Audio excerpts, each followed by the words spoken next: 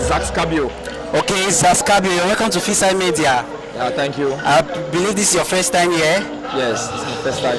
Okay, how do you see the match today? First of all, I want to get your opinion on how you saw the match today. Yeah, the match was a great match. It was a good game. Both sides play very excellent and good, and the opportunities came and they made use of it. So it was a great game. It was a nice game.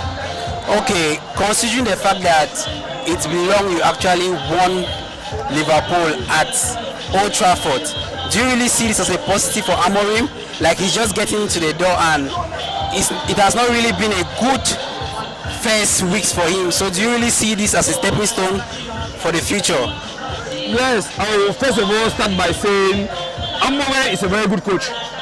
Leaving from Sporting to come to Manchester United, he had a very good record. And he also did his internship in United under Jose Mourinho. So he's a good coach, no doubt. And with the system he brought in, we know United players are not used to. Because you sign and buy players according to the system. And the former coach, Eric Ten Hag, had the players under the system he wanted to play. So for Amorim to come in and implement his own system, for the players to adapt, it's not easy. They're professionals, yes, but you know they buy players according to systems. So for that, I don't doubt he's a very good coach. We believe in him, that's why we sign him. And we know United, coming season that he will sign his own players, he will do excellent. I also believe he's managing the squad he has. There are a lot of players there with laxity, with big shoulders, and I like him because the coach also discipline. He will put everything in place, and I know United this season will have a problem. He should just manage and see how he can keep United up. From next season, we will judge him. Okay, let's not go far away from the match. In the first half, United had some big chances to open the first goal, but it was not it. What can you say about the miss from Højlund, fast and fast with the goalkeeper that he missed? What can you say about that goal? Yeah, I was a football player, professional football player before retiring, and I was an attacker. So I can speak more on Højlund because I was an attacker. That was a great opportunity for him to play. For me, I believe he could have played the ball down. Because when the goalkeeper stands with that close range, you cannot play it up. He will open his hands. But he played down, the goalkeeper he will not have anything to do. So for me, the option was for him to play down on the goalkeeper's legs. It would be more easier for him to score. So that was just my little take of the goal, the missed goal. Okay, going forward, do you really think Højlund is the profile you need, like to win, to get United back to that stage? United are used to having players, strikers like Van Nistelrooy, the likes of Berbatov. So do you really see him as that striker that can win you a Premier League in future or a Champions League? No, Højlund is a young attacker. It's a very young attacker who came into United. And the truth is, United, with the profile we have, we need a more experienced and matured attacker. So for me, with Højlund, he could be a substitute attacker. But we need someone who is matured. Because, you know, scoring goals is all about maturity and composure. He's a good player, but he's too young to weight the shoulders upon him for United. So I believe, going forward, we want to sign, like, already we are thinking of signing ultimately Victor Osimhen from Galatasaray. We are hoping to get him. So we need an experienced attacker to come so that both of them can play side to side to help United. But for Højlund, it's too heavy for him because he's a young player who is developing and he will do better in the future. Okay, now let's go to the positive side. This Højlund we've criticized in the first half. In the second half, he opened the goal scoring for United and you guys were leading. Were you surprised? No, I wasn't surprised. He's a good player. When United sign a player, they are good players. But now when they come to United, they are overzealous, they are over carried away with everything. So that's why, because all the players that they have from their various clubs, they are very good players. United go for the best. Yes. When they come to United, maybe it's over excitement or over the laxity and all that. That's what. So Højlund is a good striker, but as I said, he's young. He has to develop. So no doubt.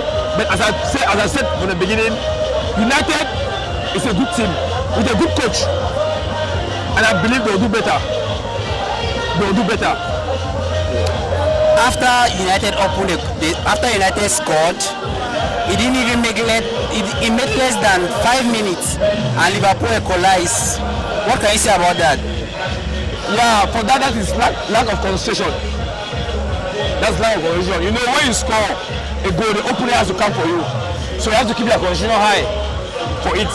And for my own take, the ball for me it was an offside, because if you have seen all other matches, the VAR will make sure there's a line for people to judge. Yes. But this one there's never a line for us to see if he was onside or offside.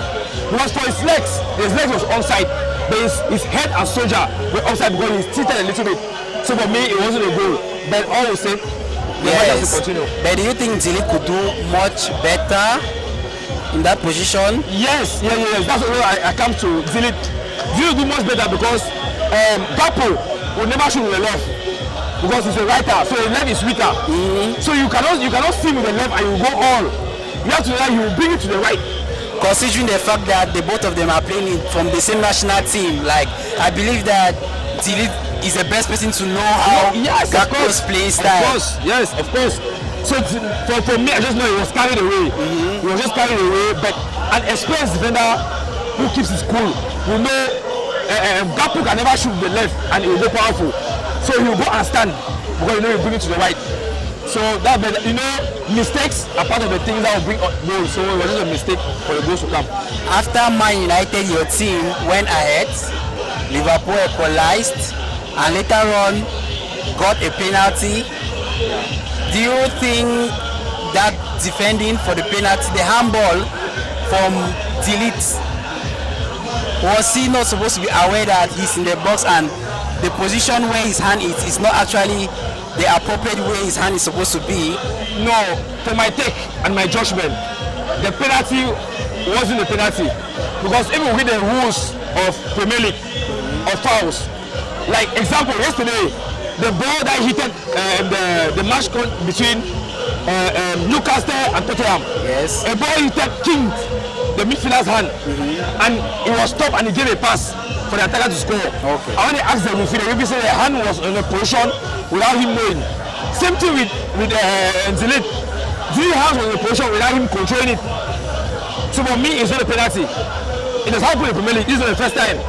But as I said, you know, there are controversies, and the truth is, the Premier League referees, they are not consistent. There are a lot of errors each day, each week. There are a lot of errors. They are not consistent. Yes, to me, if you ask my opinion, I'm going to say that was a clear and obvious error, because you cannot say because he was not aware. If it's like that, it means that's an excuse that any player can do. It's just that where I support you is where the Premier League referees are not consistent. Today you can see that has been given as a penalty, like an handball. But tomorrow or the next weekend, you see that not giving. Yeah. That's where I can support you. But to me, if you ask my opinion, that's a clear penalty. We leave the viewers to argue on that. And Mohamed Salah scored, but United didn't give up. They went ahead to equalize. I must say, in the first half, I criticized Diallo a lot, especially from the first he missed. The first chance he missed, rather. But he came ahead and proved that he's the United youngster. He's the upcoming. So what can you say about that goal, that equalizer? What can you say about that equalizer? You know, for Diallo, Ahmad Diallo is a good player. For this season, this is our player, the United player of the season. You know, the former coach Eric Ten Hag never loved him.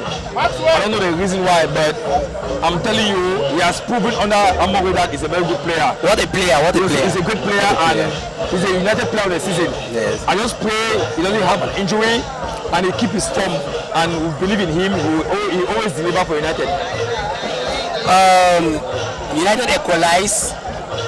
The match was remaining at the died minute. I think at that time the match was balanced. You had so many counter attacks from the both teams. Yes. But Maguire had a clear chance to win United the match. What can you say about that miss? What can you really say about that miss? For me, I will not start with Maguire. I will start with the attacker. Okay. Who gave the ball to Maguire? Yes. As an attacker, for me, he could have taken on the ball. Because before you give a pass, you have to see and know who's the position for you to give the pass. As a defender. So now as an attacker, you have to take all the responsibility. So that even if you miss, You said no, it was a defender, he could not give him. But on the other hand of Maguire, because he missed the ball, I know he's a good player also. He has been good this season, even though the passes he has not been too good. He has been good this season. It happens. He wanted to score. But I just believe his position and his composure could not let him score the goal. He was an attacker like Bruno Fernandes or even Garnacho. That goal could have counted as a goal. United have won the match because they had that composure to kick it very well. So that was just a problem. Fair play. Manchester United 13th on the table with 23 points.